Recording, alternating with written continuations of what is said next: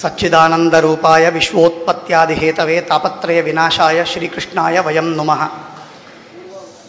ಧರ್ಮ ವಿಜ್ಞಾನ ವೈರಾಗ್ಯ ಪರಮೈಶ್ವರ್ಯಶಾಲಿನಃ ಆನಂದತೀರ್ಥ ಭಗವತ್ಪಾದಾನ್ ವಂದೇ ನಿರಂತರಂ. ಯಂ ಪ್ರವ್ರಜಂತಮನುಪೇತಮಪೇತಕೃತ್ಯಂ ದ್ವೈಪಾಯನೋ ವಿರಹಕಾತರಾಜುಹಾವ ಪುತ್ರೇತಿ ತನ್ಮಯತಯಾ ತರವೋಪಿ ನೇದುಃ ತಂ ಸರ್ವಭೂತಹೃದಯಂ ಮುನಿಮಾನತೋಸ್ಮಿ. ಸಚ್ಚಿದಾನಂದ ಆತ್ಮಸ್ವರೂಪನಾದ ಅಪ್ರಾಕೃತ ಪರಮಾತ್ಮನಿಗೆ, ಅನಂತ ಗುಣಪೂರ್ಣನಾದ ಸರ್ವೋತ್ತಮ ಭಗವಂತನಿಗೆ, ಎಲ್ಲ ತಾಪತ್ರಯಗಳನ್ನು ಕಳೆದು ಮೋಕ್ಷಪ್ರದನಾದ ಶ್ರೀಕೃಷ್ಣನಿಗೆ ಅನಂತ ಅನಂತ ಅನಂತ ನಮಸ್ಕಾರಗಳನ್ನು ಭಗವಂತನಿಗೆ ಮಾಡಬೇಕು. ಶ್ರೀಲಕ್ಷ್ಮೀ ಸಮೇತನಾಗಿರುವಂತಹ ಪರಮಾತ್ಮನಿಗೆ ನಮಸ್ಕಾರ ಮಾಡಿದ ನಂತರ ವಾಯುದೇವರಿಗೆ, ಬ್ರಹ್ಮದೇವರಿಗೆ, ಸರಸ್ವತ್ಯಾದಿ ದೇವತೆಗಳಿಗೆ, ಗುರುಗಳಾಗಿ ಭಾಗವತವನ್ನು ಉಪದೇಶ ಮಾಡಿದಂತಹ ಶ್ರೀ ಶುಕಾಚಾರ್ಯರು, ರುದ್ರದೇವರು, ಒಂದರ್ಥದಲ್ಲಿ ಸಂಕರ್ಷಣ ರೂಪಿಯಾದಂತಹ ಶೇಷದೇವರು, ಇನ್ನೊಂದು ಶಿವ ಶುಕಾಚಾರ್ಯರಾಗಿ ಬಂದು ಅವತಾರ ಮಾಡಿ ಉಪದೇಶ ಮಾಡಿದ್ದಾರೆ. ಹಾಗಾಗಿ ಆ ಶುಕಾಚಾರ್ಯರಿಗೆ, ಶೇಷದೇವರಿಗೆ, ಎಲ್ಲ ಪೌರುಷೇಯ ಗ್ರಂಥಗಳಿಗೆ ಅಭಿಮಾನಿಗಳಾಗಿರುವಂತಹ ಶೇಷದೇವರಿಗೂ ಹಾಗೂ ಉಪದೇಶ ಮಾಡಿದ ಶುಕಾಚಾರ್ಯರಿಗೂ, ಇನ್ನನೇಕ ಎಲ್ಲ ದೇವತೆಗಳಿಗೆ, ಋಷಿಗಳಿಗೆ, ಎಲ್ಲರಿಗೆ ಅನಂತ ನಮಸ್ಕಾರಗಳು. ಗುರುಗಳಿಗೆ ಅನಂತ ನಮಸ್ಕಾರಗಳು. ನೈಮಿಷಾರಣ್ಯದಲ್ಲಿ ಸೂತಾಚಾರ್ಯರು ಇದ್ದಾಗ ಅವರಿಗೆ ನಮಸ್ಕಾರ ಗೌರವವನ್ನು ಮಾಡಿ ಅವರಿಂದ ಶೌನಕಾದಿಗಳು ಜ್ಞಾನವನ್ನು ಪಡೆಯಬೇಕು ಅಂತನ್ನುವುದಕ್ಕಾಗಿ ಕೇಳಿಕೊಳ್ತಾರೆ. ಆಗ ಚಿಂತಾಮಣಿ ಲೋಕಸುಖಂ, ಎಲ್ಲ ಪದಾರ್ಥಗಳು ಬೇರೆ ಬೇರೆ ಉತ್ತಮವಾದಂತಹ ಫಲವನ್ನು ಕೊಡುತ್ತವೆ, ಅದರಲ್ಲಿ ವಿವಾದವಿಲ್ಲ. ಚಿಂತಾಮಣಿ ಲೋಕಸುಖ, ಜಗತ್ತಿನಲ್ಲಿ ಸೌಖ್ಯವನ್ನು ಕೊಡುವುದು ಚಿಂತಾಮಣಿ. ಸ್ವರ್ಗಲೋಕದಲ್ಲಿ ಸುಖವನ್ನು ಕೊಡುವಂಥದ್ದು ಕಲ್ಪತರು. ಆದರೆ ಪ್ರಯಚ್ಛತೆ ಗುರುಪ್ರೀತಃ ವೈಕುಂಠಂ ಯೋಗಿ ದುರ್ಲಭಂ, ಯೋಗಿಗಳಿಗೆ ದುರ್ಲಭವಾಗಿರುವಂತಹ ಶ್ರೇಷ್ಠ ವೈಕುಂಠವನ್ನು ಕೊಡುವವರು ಗುರುಗಳು. ಆದ್ದರಿಂದ ಚಿಂತಾಮಣಿ ಕೊಡುವಂಥದ್ದು ಮೋಕ್ಷ ಅಲ್ಲ, ಕೇವಲ ಭೂಲೋಕದಲ್ಲಿರುವಂತಹ ಸಂಪತ್ತು. ಆಮೇಲೆ ಕಲ್ಪತರು, ಕಲ್ಪವೃಕ್ಷ ಕೊಡುವಂಥದ್ದು ಮೋಕ್ಷವನ್ನಲ್ಲ, ಅದು ಸ್ವರ್ಗದಲ್ಲಿರುವಂತಹ ಸಂಪತ್ತು. ಆದರೆ ಆಚಾರ್ಯರು, ಗುರುಗಳು ಮಾತ್ರ ವೈಕುಂಠವನ್ನೇ ನಮಗೆ ಕೊಡ್ತಾರೆ. ಅಂತಹ ಶ್ರೇಷ್ಠವಾಗಿರುವ ಆ ಗುರುಗಳು ತಾವು. ಆದ್ದರಿಂದ ತಮ್ಮ ಉಪಕಾರ ಮರೀಲಿಕ್ಕೆ ಸಾಧ್ಯವಿಲ್ಲ. ನೋಡಿ, ಸೂತಾಚಾರ್ಯರು ಹೇಳ್ತಾರೆ, ಪ್ರೀತಿ ಶೌನಕ ಚಿತ್ತೇತೆ ಯಥೋ ವಚ್ಮಿ ವಿಚಾರ್ಯ ಚ ಸರ್ವಸಿದ್ಧಾಂತ ನಿಷ್ಪನ್ನಂ ಸಂಸಾರ ಭಯನಾಶನಂ ಭಕ್ತಿಯೋಗ ವರ್ಧನಂ. ಭಕ್ತಿಯ ಓಘ ಪ್ರವಾಹ, ಮೊದಲೇ ಹರಿಯುವ ಭಕ್ತಿ, ಓಘವಾಗಿ ಹರಿಯುವ ಭಕ್ತಿ ಇನ್ನಷ್ಟು ವೃದ್ಧಿಯಾಗಬೇಕು ಅಂತನ್ನುವುದಕ್ಕೆ ಕೃಷ್ಣನಿಗೆ ಸಂತೋಷಕ್ಕೆ ಕಾರಣವಾಗಿರುವಂತಹ ಉತ್ತಮವಾದಂಥದ್ದನ್ನು ಹೇಳ್ತೇನೆ. ಕಾಲವ್ಯಾಲ ಮುಖಗ್ರಾಸ ತ್ರಾಸ ನಿರ್ನಾಶ ಹೇತವೇ. ಅದಕ್ಕಾಗಿ ಶ್ರೀಮದ್ಭಾಗವತವೆಂಬಂತಹ ಶಾಸ್ತ್ರ ಕಲಿಯುಗದೊಳಗೆ ಕೀರ ಶುಕಾಚಾರ್ಯರು ಹೇಳಿದಂತಹ ಆ ಶಾಸ್ತ್ರವನ್ನು ನಾನು ನಿಮಗೆ ಉಪದೇಶ ಮಾಡ್ತೇನೆ. ಏತಸ್ಮಾದಪರಂ ಕಿಂಚಿನ್ ಮನಃಶುದ್ಧಿ ನ ವಿದ್ಯತೆ. ಮನಸ್ಸಿನ ಶುದ್ಧಿ, ಮನಸ್ಸಿನಲ್ಲಿರುವ ರಾಗದ್ವೇಷಗಳ ನಿರ್ಮೂಲನ ಆಗುವುದಕ್ಕೆ ಇನ್ನೊಂದು ಸಾಧನ ಇಲ್ಲವೇ ಇಲ್ಲ.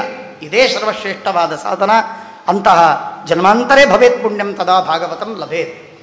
ಜನ್ಮಾಂತರದಲ್ಲೇನಾದರೂ ಪುಣ್ಯವನ್ನು ಮಾಡಿದರೆ ಭಾಗವತವನ್ನು ಕೇಳಲಿಕ್ಕೆ ಸಿಗ್ತದೆ, ಇಲ್ಲದೇ ಇದ್ದರೆ ಭಾಗವತ ಕೇಳಲಿಕ್ಕೆ ಸಿಗುವುದಿಲ್ಲ. ಇದು ಅತ್ಯಂತ ಸತ್ಯವಾದ ಮಾತು ಎಂಬುದಾಗಿ ಹೇಳಿ ಬೇಕಾದಷ್ಟು ಮಾತುಗಳನ್ನು ಹೇಳ್ತಾರೆ. ಒಮ್ಮೆ ಇಂದ್ರ ಸುಧಾ ಅಮೃತವನ್ನು ಕೊಡ್ತೇನೆ ಅಂತ ತೆಗೆದುಕೊಂಡು ಕೆಳಗೆ ಬಂದು ಭಾಗವತವನ್ನು ನಡೆದ ಸ್ಥಳದಲ್ಲಿ ಬಂದು ಅವರಿಗೆ ಕೊಡ್ತಾನೆ. ನಿಮಗೆ ಈ ಅಮೃತವನ್ನು ಕೊಡ್ತೇನೆ, ನೀವು ಭಾಗವತವನ್ನು ಕೊಡಿ ಅಂತ. ಅವರು ಹೇಳ್ತಾರೆ, ಈ ಅಮೃತವನ್ನು ತೆಗೆದುಕೊಂಡು ಮಾಡೋದೇನು, ಇದು ಅಮೃತ ಒಂದು ಮನ್ವಂತರದ ಆಯುಷ್ಯವನ್ನು ಕೊಡ್ತದೆ. ಅನಂತಕಾಲೀನವಾದ ದೀರ್ಘವಾದ ಆಯುಷ್ಯ, ಸಂಪತ್ತು, ಐಶ್ವರ್ಯ, ಸೌಖ್ಯ, ಭೋಗ ವೈಕುಂಠದಲ್ಲಿ ಇದು ಕೊಡುವಂಥದ್ದಲ್ಲ. ಆದ್ದರಿಂದ ಇದು ಬೇಡ ನಮಗೆ ಅಂತ ಹೇಳಿ ಅಮೃತವನ್ನು ಧಿಕ್ಕರಿಸಿ, ಅಮೃತ ರಸವನ್ನು ಧಿಕ್ಕರಿಸಿ ಭಾಗವತ ರಸವನ್ನು ಸ್ವೀಕಾರ ಮಾಡಿದರು ಜ್ಞಾನಿಗಳು. ಅಂಥ ಭಾಗವತ ಇದು ಸಾಮಾನ್ಯವಾದದ್ದಲ್ಲ. ಸತ್ಯಲೋಕೆ ತುಲಾಂ ಬದ್ಧ್ವಾ ಅತೋಲಯತ್ ಸಾಧನ ನಿಜ. ಬ್ರಹ್ಮದೇವರು ಸಾಧನೆ ಮಾಡಿದ್ದಾರೆ. ಏನು ಅಂತಂದರೆ ಭಾಗವತ ಸರ್ವೋತ್ತಮವಾದ ಗ್ರಂಥ. ಮಹಾಭಾರತದ ತರುವಾಯ, ಶ್ರೀಮನ್ಮಹಾಭಾರತದ ನಂತರ ಭಾಗವತದ್ದೇ ಸ್ಥಾನ. ಅಂಥ ಉತ್ತಮವಾದಂಥದ್ದು ಭಾಗವತ. ಸಪ್ತಾಹೇನ ಶ್ರುತಂ ಚೈತತ್ ಸರ್ವಥಾ ಮುಕ್ತಿದಾಯಕಂ. 7 ದಿನದಲ್ಲಿ ಈ ಭಾಗವತವನ್ನು ಶ್ರವಣ ಮಾಡಿದರೆ ಮುಕ್ತಿಯೇ ಆಗ್ತದೆ, ಇದರಲ್ಲಿ ವಿವಾದವೇ ಬೇಡ. ಸನಕಾದ್ಯೈ ಪುರ ಪ್ರೋಕ್ತಂ ನಾರದಾಯ ದಯಾಪರೈ ಯದ್ಯಪಿ ಬ್ರಹ್ಮ ಸಂಬಂಧಾತ್ ಶ್ರುತಮೇತತ್ ಸ್ವರರ್ಷಿಣ. ಸಪ್ತಾಹ ಶ್ರವಣ ವಿಧಿ ಕುಮಾರೈಸ್ತಸ್ಯ ಭಾಷಿತಃ. ಅದು ಹೇಗೆ ಅಂತನ್ನುವುದನ್ನು ಹೇಳಿದ್ದಾರೆ. ವಿಶಾಲ ಅಂತನ್ನುವಂತಹ ಕ್ಷೇತ್ರ ಅರ್ಥಾತ್ ಬದರಿ, ಆ ಬದರಿ ವಿಶಾಲ ಎನ್ನುವ ಕ್ಷೇತ್ರದಲ್ಲಿ ಭಾಗವತ ಪ್ರವಚನವಾಯಿತು. ಅದ್ಭುತವಾದ ರೀತಿಯಲ್ಲಿ ನಡೆದ ಆ ಕ್ಷೇತ್ರ, ಅಲ್ಲಿ ಪ್ರವಚನವಾಯಿತು. ಅದು ಒಂದು ಮಾತ್ರವಲ್ಲ, ಪುಷ್ಕರ, ಪ್ರಯಾಗ, ಕಾಶಿ, ಗೋದಾವರಿ, ಹರಿಕ್ಷೇತ್ರ. ಹರಿಕ್ಷೇತ್ರ ಅಂದರೆ ಇದೆ ಹರಿದ್ವಾರ, ಕುರುಕ್ಷೇತ್ರ, ಶ್ರೀರಂಗ, ಸೇತು, ರಾಮಸೇತು, ಏವಮಾದಿಷು ತೀರ್ಥೇಶು ಭ್ರಮಮಾಣ ಇತಸ್ತತಃ. ಎಲ್ಲ ಕಡೆಗೆ ಸಂಚಾರ ಮಾಡಿ ಭಾಗವತವನ್ನು ಹೇಳಬೇಕು, ಉತ್ತಮ. ಆದರೆ ಭಾಗವತವಿಲ್ಲದಿರುವಂತಹ ಯಾವ ಕ್ಷೇತ್ರವೂ ಏನು ಪ್ರಯೋಜನವಿಲ್ಲ. ಎಲ್ಲ ಕಡೆಗೆ ಹೋದೆ, ಕಲಿನಾ ಅಧರ್ಮ ಮಿತ್ರೇಣ ಧರೆಯಂ ಬಾಧಿತಾಧುನ. ಎಲ್ಲಿ ನೋಡಿದಲ್ಲಿ ಕಲಿಯುಗದ ಪ್ರಭಾವ, ಕಲಿ ಕಾಲದ ಪ್ರಭಾವದಿಂದ ಕೆಟ್ಟ ಹೋಗಿದೆ ಎಲ್ಲ ಕ್ಷೇತ್ರಗಳು, ಎಲ್ಲೂ ಶುದ್ಧವಾಗಿಲ್ಲ. ಯಾಕೆ? ಸತ್ಯಂ ನಾಸ್ತಿ, ತಪಶೌಚಂ ದಯಾನ ದಾನಂ ನ ವಿದ್ಯತೆ, ಉದರಂ ಭರಿಣೋ ಜೀವಾ ವರಾಕಾಹ ಕುಟಭಾಷಿಣಃ. ಸುಳ್ಳು ಮಾತಾಡ್ತಾರೆ, ಹೊಟ್ಟೆ ಹೊರೆಯುವುದಕ್ಕಾಗಿ ಪ್ರಯತ್ನವನ್ನು ಮಾಡ್ತಾರೆ. ಅಂಥ ಜನ ಎಲ್ಲ ಇದ್ದಾರೆ. ಮಂದಾಸು ಮಂದಮತಯ ಮಂದಭಾಗ್ಯಾಹಿ ಉಪದ್ರುತಃ. ಮಂದರು, ಬುದ್ಧಿಯೂ ಮಂದ, ಯೋಗ್ಯತೆಯೂ ಮಂದ, ಆಯುಷ್ಯವೂ ಕಡಿಮೆ, ಅದರೊಳಗೂ ರೋಗ, ಪಾಖಂಡಗಳು ಬೇಕಾದಟ್ಟು. ಮಹಾ ವೇದದ್ರೋಹವನ್ನು ಧರ್ಮದ್ರೋಹವನ್ನು ಮಾಡತಕ್ಕ ಪಾಖಂಡಿಗಳು ಬೇಕಾದಷ್ಟು ಜನ ಇದ್ದಾರೆ. ಅವರೆಲ್ಲರೂ ತಲೆ ಕೆಡಿಸ್ತಾರೆ. ಹಾಗಾಗಿ ಸಂತಹ ವಿರಕ್ತಾಹ ಸಪ್ರಿಗ್ರಹ ತರುಣಿ ಪ್ರಭುತ ಗೇಹೆ. ಮನೆಯಲ್ಲಿ ಹೆಂಡತಿ ಅಂದರೆ ಅವಳ ಮಾತೇ ನಡಿಬೇಕು, ಗಂಡನ ಮಾತಲ್ಲ, ತಂದೆಯ ಮಾತಲ್ಲ, ತಾಯಿಯ ಮಾತಲ್ಲ. ಆದರೆ ತರುಣಿ ಪ್ರಭುತ ಗೇಹೆ. ಶಾಲಕ ಬುದ್ಧಿದಾಯಕ. ಹೆಂಡತಿಯ ತಮ್ಮ, ಅವನಿಗೆ ವಿಶಿಷ್ಟ ಅಧಿಕಾರ, ಅವನೇನು ಹೇಳ್ತಾನೆ ಅದೇ ಮನೆಯಲ್ಲಿ ಆಗತಕ್ಕದ್ದು. ಆ ವಿಧವಾದಂತಹ ಮತ್ತೆ ಮನೆಯಲ್ಲಿ ವ್ಯವಹಾರವಿರ್ತದೆ. ಕನ್ಯಾ ವಿಕ್ರಯಿಣ, ಹೆಣ್ಣು ಮಕ್ಕಳನ್ನು ಮತ್ತೆ ಮಾರ್ತಾರೆ. ದಂಪತಿನಾಂಚ ಕಲ್ಕನಂ, ಗಂಡ ಹೆಂಡನರಲ್ಲಿ ಜಗಳ ಹಚ್ಚುತ್ತಾರೆ ಅಥವಾ ವೈರವಿದೆ. ಆಶ್ರಮ ಯವನೈ ಯುದ್ಧ. ಯವನರು ಅಂದರೆ ನಾನೇನು ಅಂತ ಹೇಳಬೇಕಾಗಿಲ್ಲ, ತಮಗೆಲ್ಲ ಗೊತ್ತಿದೆ. ಆ ಯವನರೆಲ್ಲ ಅಲ್ಲಲ್ಲಲ್ಲ ಆಶ್ರಮಗಳಲ್ಲೆಲ್ಲ ಅವರೇ ಓಡಾಡ್ತಿರ್ತಾರೆ. ಅವೆಲ್ಲ ಪಿಕ್ನಿಕ್ ಸ್ಪಾಟ್ ಆಗಿ ಅವರೆಲ್ಲ ಕ್ಯಾಮರಾ ಹಿಡ್ಕೊಂಡು ಓಡಾಡೋದೇ. ಆ ಎಲ್ಲ ಪವಿತ್ರರಾಗಿರುವಂತಹ ಭ್ರಷ್ಟರಾದ ಮಾಂಸ ಭಕ್ಷಣವನ್ನು, ಗೋಮಾಂಸ ಭಕ್ಷಣವನ್ನು ಮಾಡತಕ್ಕ ನೀಚರೇ ಅಲ್ಲೆಲ್ಲ ಓಡಾಡಿ ಅಪವಿತ್ರಗೊಳಿಸಿರ್ತಕ್ಕಂಥ ಇಂಥದ್ದು. ತೀರ್ಥಾನಿ ಸರಿತಸ್ತಥ ದೇವತಾನ್ಯೇನ ಅಂತ ಅತ್ರ ದುಷ್ಟೈರ್ ನಷ್ಟಾನಿ ಭೂರಿಶಃ ನ ಯೋಗೀನೈವ ಸಿದ್ಧೋ ವ ನ ಜ್ಞಾನಿ ಸಕ್ರಿಯೋ ನರಃ. ಯೋಗಿ, ಸಿದ್ಧ, ಜ್ಞಾನಿ, ಸಕ್ರಿಯ ಯಾರೂ ಈ ಜಗತ್ತಿನೊಳಗೆ ಉಳಿಲಿಕ್ಕಾಗದೇ ಇದ್ದಂತೆ ಕಲಿ ಎಲ್ಲ ಕಡೆಗೆ ತುಂಬಿದ್ದಾನೆ, ಎಲ್ಲ ಕಡೆಯಲ್ಲಿ ತುಂಬಿದ್ದಾನೆ. ಮನೆಗೆ ಬರುವ ನೀರು ಹಿಡಿದು ಯಾವ ಪ್ರತಿಮೆಯನ್ನು ಪೂಜೆ ಮಾಡಬೇಕೋ ಅಲ್ಲಿವರೆಗೆ ಎಲ್ಲ ಕಡೆಗೆ ದೈತ್ಯರು ತುಂಬಿದ್ದಾರೆ. ಕಲಿ ಬಾಧಿಸಿದ್ದಾನೆ, ಪೀಡಿಸಿದ್ದಾನೆ. ಅಟ್ಟಶೂಲಾಹ ಜನಪದಾಹ. ಕಂಡಲ್ಲಿ ಅನ್ನವನ್ನು ಮಾರುವುದು. ಅನ್ನ ನೈವೇದ್ಯ ಸಮರ್ಪಣೆ ಮಾಡಬೇಕಾದದ್ದು, ಅದು ದಾನವಾಗಿ ಕೊಡಬೇಕಾದಂತಹ. ಅನ್ನದಾನಕ್ಕಿಂತ ಮಿಗಿಲಾದ ದಾನವಿಲ್ಲ ಅಂತ ಶಾಸ್ತ್ರ ಹೇಳಿದರೆ, ಅನ್ನವನ್ನು ಅಧಿಕಾರದಿಂದ ಮಾರುವಂತಹದ್ದು ದುಷ್ಟ ಪ್ರಜ್ಞೆ. ಅಟ್ಟಶೂಲ ಜನಪದಾಹ. ಶಿವಶೂಲಾಹ ಚತುಷ್ಪಥಾಹ. ಹೆಣ್ಣು ಮಕ್ಕಳು ತಮ್ಮನ್ನು ತಾವು ಮಾರಿಕೊಂಡು ಇರುವಂತಹ ವ್ಯವಹಾರ ಇದು ಜಗತ್ತಿನಲ್ಲಿ ನಡೆದೋಗಿದೆ. ಶಿವಶೂಲಾಹ ವೇದಗಳನ್ನು ಮಾಡಿಕೊಡ್ತಾರೆ, ವೇದಗಳನ್ನು ಮಾರಿಕೊಂಡು ಬ್ರಾಹ್ಮಣರು ಹೊಟ್ಟೆ ಹೊರೆಯುವಂತಹ ಕಾಲ ಬಂದಿದೆ ಈಗ. ಕಾಮಿನ್ಯ ಕೇಶಶೂಲಿನ್ಯ ಸಂಭವಂತಿ ಕಲಾವಿಹ ಏವಂ ಪಶ್ಯನ್ ಕಲೇರ್ದೋಷಾನ್ ಪರ್ಯಟನ್ನ ಅವನೀಮ್ಯಮಹಂ ಯಾಮುನಂ ತಟಮಾಪನ್ನ ಯತ್ತ ಶ್ರೀಲೀಲಾ ಹರೇರಭೂ. ಅಲ್ಲಿ ಯಮುನಾ ನದಿಗೆ ಬಂದೆ ನಾನು, ನಾರದರು ಹೇಳ್ತಾರೆ. ಅಲ್ಲಿ ಒಬ್ಬ ತರುಣಿ, ಇಬ್ಬರು ಮಕ್ಕಳು, ವೃದ್ಧರಾದ ಮಕ್ಕಳು, ಒಬ್ಬ ತರುಣಿ ತಾಯಿ, ಹೀಗೆ 3 ಜನ ಇದ್ದಾರೆ. ಅದನ್ನು ನೋಡಿದ ಕಥೆಯನ್ನು ನಾರದರು ಹೇಳಿ ಭಾಗವತದ ಮಹಾತ್ಮ್ಯವನ್ನು ಅದ್ಭುತವಾಗಿ ವರ್ಣನೆ ಮಾಡ್ತಾರೆ. ಇದು ಪದ್ಮಪುರಾಣದಲ್ಲಿ ಬರುವಂತಹ ಭಾಗವತದ ಮಹಾತ್ಮ್ಯ ಸರ್ವೋತ್ತಮವಾದ ಸರ್ವಶ್ರೇಷ್ಠವಾದ ಭಾಗವತವನ್ನು ಕೇಳುವುದಕ್ಕಿಂತ ಮೊದಲು ಭಾಗವತ ಕೇಳೋದು ಒಂದು. ಆದರೆ ಭಾಗವತದ ವಾದರಾಜ ಸ್ವಾಮಿಗಳವರಂತಾರೆ, ನೇಮ ನಿಷ್ಠೆ ಇಲ್ಲದೆ ನಿನ್ನನ್ನು ಮರೆತೆನು. ಭಗವಂತನನ್ನು ಸ್ಮರಣೆ ಮಾಡಬೇಕಾದ್ರೆ, ಭಗವಂತನ ಆರಾಧನೆಯನ್ನು ಮಾಡಬೇಕಾದ್ರೆ ನೇಮನಿಷ್ಠಗಳಿಂದಲೇ ಮಾಡಬೇಕು. ಅದಿದ್ರೇನೇ ಮಹಾಪರಿಕರ, ವಿಶಿಷ್ಟವಾದ ಪುಣ್ಯ ಬರ್ತದೆ. ನಿಯತವಾಗಿ ಮಾಡಬೇಕು, ವ್ರತಬದ್ಧನಾಗಿ ಮಾಡಬೇಕು. ತಾವೆಲ್ಲರೂ ನನ್ನಲ್ಲಿ ನಾನೊಂದು ನನ್ನ ಮನಸ್ಸಿನಲ್ಲಿ ಇದ್ದದ್ದು ನನ್ನ ಮಾತನ್ನು ಹೇಳ್ತೇನೆ. ತಾವೆಲ್ಲರೂ ಈ 7 ದಿನ ಯಾರೂ ಹೋಗಬಾರದು ಅಂತ ನನ್ನ ಆಗ್ರಹದ ಪ್ರಾರ್ಥನೆ. ಇದೊಂದು ಮೊದಲನೇ ಮಾತು. ಯಾಕೆ ಅಂತಂದರೆ ಗೊತ್ತು, ನಿಜ ಅನೇಕ ಸಮಸ್ಯೆಗಳಿರ್ತವೆ, ಬೇರೆ ಬೇರೆ ತರಹದ ಸಮಸ್ಯೆಗಳೆಲ್ಲ ಇದೆ. ಬಂದವರು, ಬಾರದೇ ಇದ್ದವರಿಗೆ ಇನ್ನೇನು ಹೇಳಲಿಕ್ಕಿಲ್ಲ, ಅವರು ಬಂದ ಮೇಲೆ ಹೇಳ್ತೇನೆ. ಆದರೆ ಬಂದವರು ಮಾತ್ರ 7 ದಿವಸ ಕಣ್ಣು ಮುಚ್ಚಿ, ಏನು ಜಗತ್ತು ಪ್ರಳಯವಾಗುವುದಿಲ್ಲ, ಏನೂ ಅನರ್ಥವಾಗುವುದಿಲ್ಲ, ಭಗವಂತನ ಮೇಲೆ ಭಾರ ಹಾಕಿ ದೇವರು ಗುರುಗಳನ್ನು ನಾವು ಸ್ಮರಣೆ ಮಾಡಿ ಭಾಗವತದ ವೇದವ್ಯಾಸ ದೇವರು ಹಾಗೂ ಶ್ರೀಕೃಷ್ಣ ಪರಮಾತ್ಮ 100ಕ್ಕೆ 100ರಷ್ಟು ರಕ್ಷಣೆ ಮಾಡ್ತಾನೆ, ಎಲ್ಲ ವಿಧವಾದ ರೀತಿಯಲ್ಲಿ ಕಾಪಾಡ್ತಾನೆ, ವಿಚಾರ ಬೇಡ.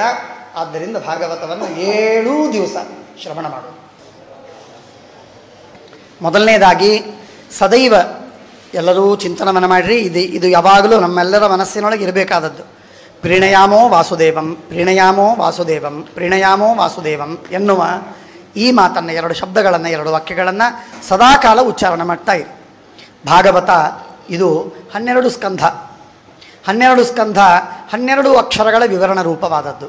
ಹಾಗಾಗಿ ವಾಸುದೇವ 12 ಮಂತ್ರ ಇದರಲ್ಲಿ ವ್ಯಾಖ್ಯೇಯವಾಗಿದೆ ಅಂತ ಹೇಳ್ತಾರೆ. ಆದ್ದರಿಂದ ವಾಸುದೇವ 12 ಅನೇಕ ವಿದ್ವಾಂಸರು ಜಪ ಮಾಡಬೇಕು ಅಂತೂ ಶಾಸ್ತ್ರ ಹೇಳಿದೆ.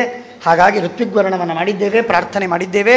ಅವರೆಲ್ಲರೂ ಈ ಭಾಗವತ ನಿರ್ವಿಘ್ನವಾಗಿ ನಡಿಬೇಕು, ವಿಶೇಷವಾಗಿ ಫಲಪ್ರದವಾಗಬೇಕು ಅಂತನ್ನುವ ಕಾರಣಕ್ಕಾಗಿ ಅವರು ಜಪಾದಿಗಳನ್ನು, ಕೆಲವರು ವಾಸುದೇವ 12 ಹೆಚ್ಚು ಜನ ಗಾಯತ್ರಿ ಮಂತ್ರ, ಭಾಗವತ ಪಾರಾಯಣ, ನಾರಾಯಣ ಮಂತ್ರ, ವಿಷ್ಣು ಸಹಸ್ರನಾಮ, ಎಲ್ಲರೂ ತಪ್ಪದೆ ಪುರುಷರು ಅಧಿಕಾರಿಗಳು ವಿಷ್ಣು ಸಹಸ್ರನಾಮವನ್ನು ಪಾರಾಯಣ ಮಾಡುವುದನ್ನು ಇಟ್ಟುಕೊಳ್ಳಬೇಕು.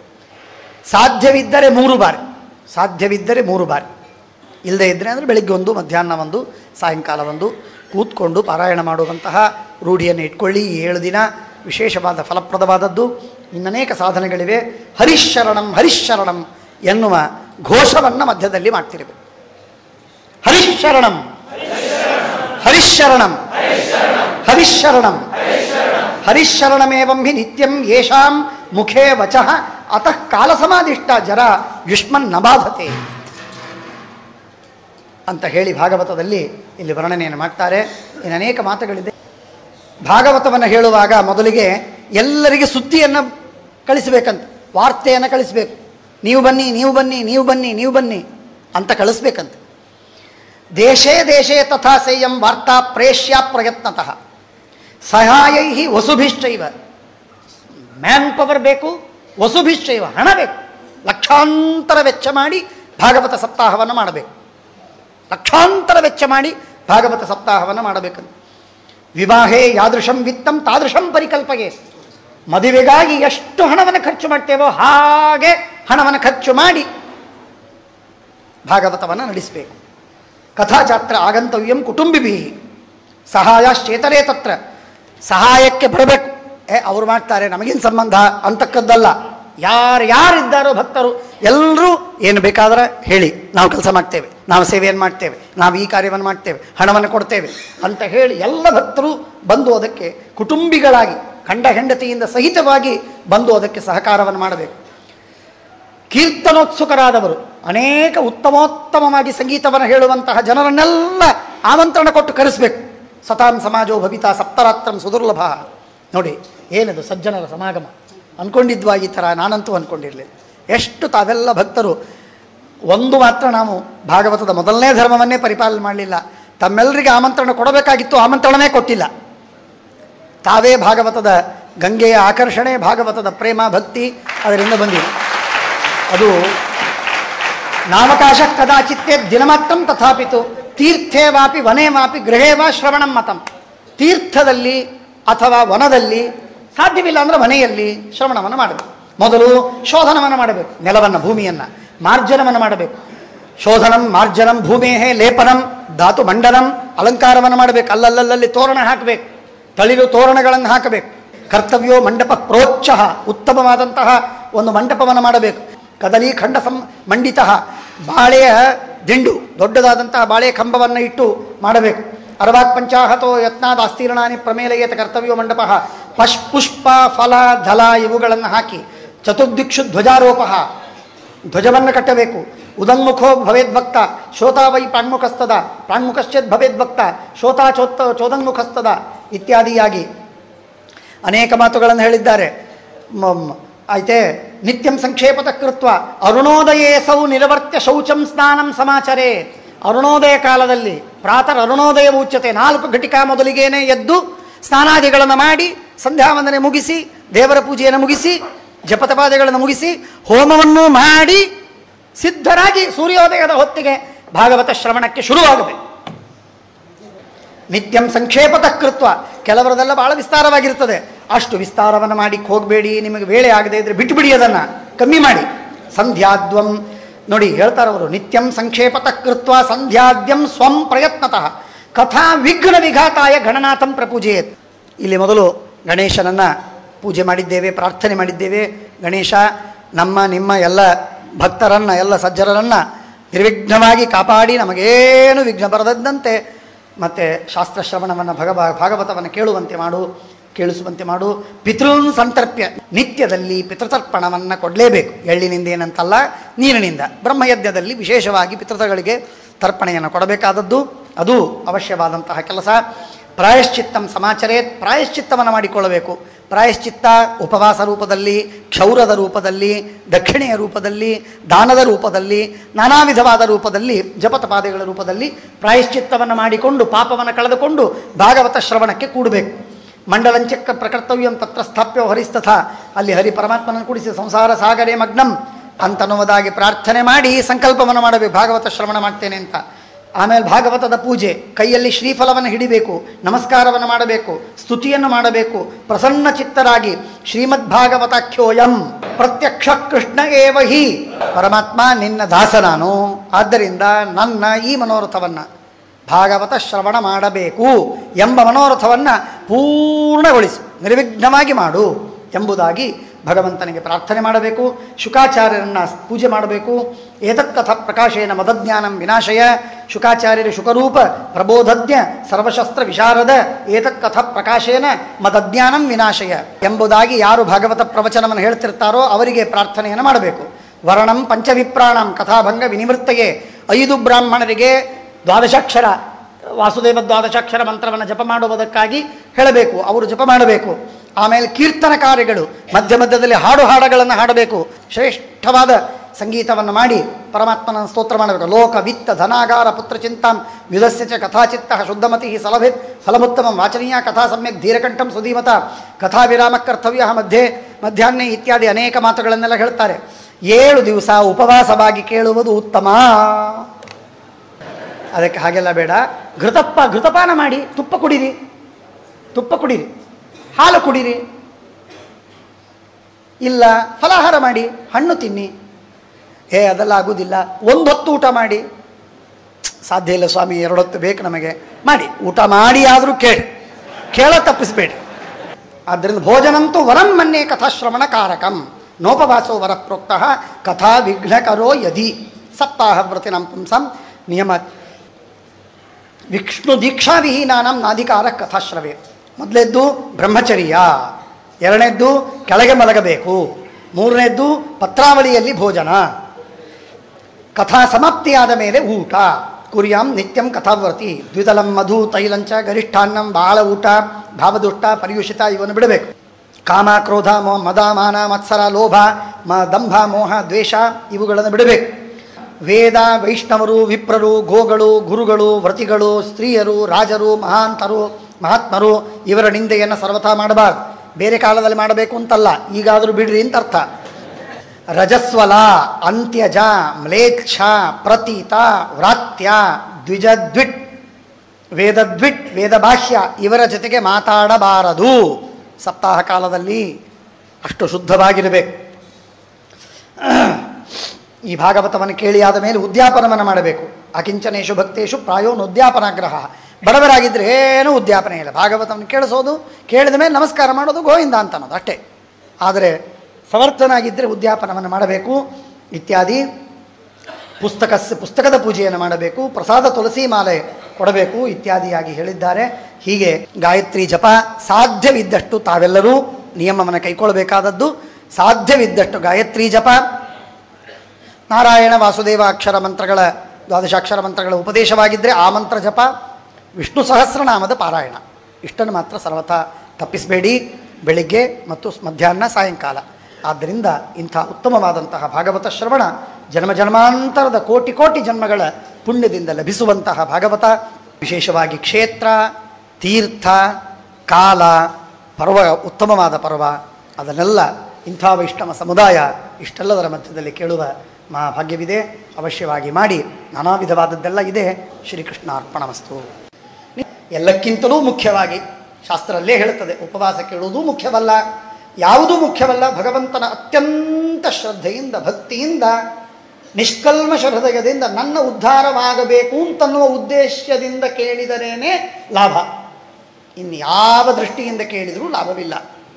ಭಾಗವತ ಹೇಗಿದೆ, ಅಲ್ಲಿ ಏನು ಸಾಹಿತ್ಯ ಹೇಗಿದೆ, ಏನು ಪ್ರಯೋಜನವಿಲ್ಲ. ಆದ್ದರಿಂದ ಭಾಗವತದ ಭಕ್ತಿರಸ, ಭಗವಂತನ ಮಹಿಮೆ, ದೇವತೆಗಳ ಮಹಿಮೆ, ಗುರುಗಳ ಮಹಿಮೆ, ಬ್ರಾಹ್ಮಣರ ಮಹಿಮೆ, ಧರ್ಮಕರ್ಮಗಳು, ಅವುಗಳನ್ನು ತಿಳಿದುಕೊಳ್ಳುವುದಕ್ಕಾಗಿ ನಾವು ಇಲ್ಲಿ ಕೂತ್ಕೋಬೇಕು, ಶ್ರದ್ಧೆಯಿಂದ ಕೇಳಬೇಕು.